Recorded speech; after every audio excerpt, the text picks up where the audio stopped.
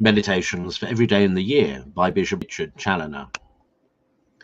October 1st, on Thou shalt not steal.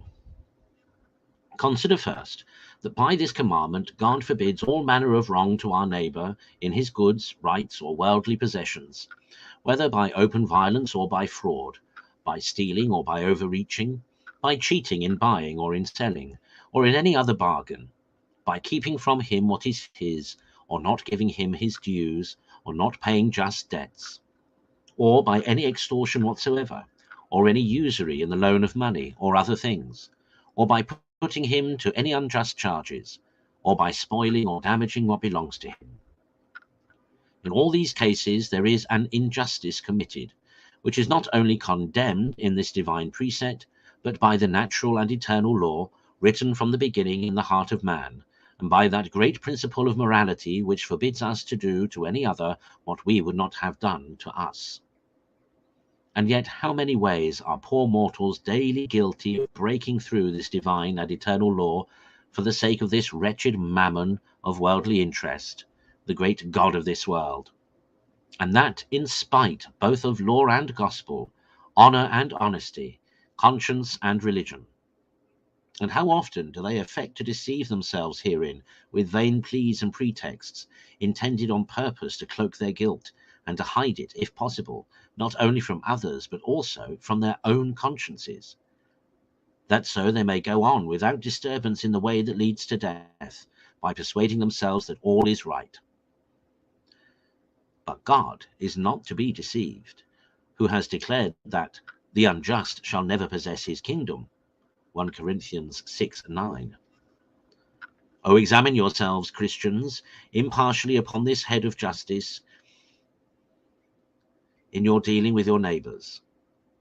For there is nothing more easy than for you to deceive yourselves herein, the consequences of which would be most dreadful to your souls.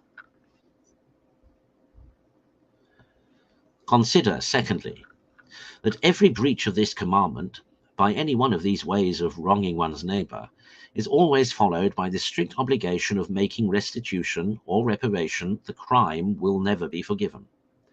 And how few think of this! Alas, how many of these restitutions will be yet to be made when time shall be no more, and when that which has been neglected on earth shall be exacted in hell. Ah, sinners, what a load then have you charged upon your own shoulders by your injustices? And how is it possible you should think so little of discharging it? Oh, do not be too easy in persuading yourselves you have it not in your power to make this restitution. You cannot deceive the all-seeing eye of him who clearly discerns how much you might do, if you would but retrench all superfluities in your expenses, would truly take to heart this necessary duty of satisfying justice in the first place, and would use all possible industry and labour for that end. Consider, thirdly, that though all injustice in general be hateful in the sight of God, there are some branches of it in particular which more loudly cry to heaven for vengeance, and more especially such as tend to oppress the poor by usury or extortion, or by making a handle of their necessity to raise to them the price of the things they want, or by defrauding them of their wages or hire, or otherwise taking or keeping from them that which belongs to them. Oh, how heinous are all these sins in the eyes of him who is the father of the poor! They are like murder in his sight. There is a curse entailed upon all such substance as is gathered together by oppressing his children, and so there is upon all sacrilegious rapines, by which the church or temple of God or his ministers are defrauded of what is their due, or by which pious foundations or donations are diverted from the purposes of religion to profane uses. In all such cases, God looks upon the wrong as done to himself, and will certainly revenge it both here and hereafter. All that gold which is brought into the coffers by robbing either the poor or the church shall not only moulder away itself, but shall consume all the rest it shall find there, together with the master of it. Conclude to beware of all manner of injustice, and to keep off at the greatest distance possible from it as a mortal enemy, both to thy temporal and eternal welfare. Take heed, lest the love of that idle mammon should at any time impose upon thee in this regard. Thou art never secure from danger, as long as that idol is not cast out of thy heart.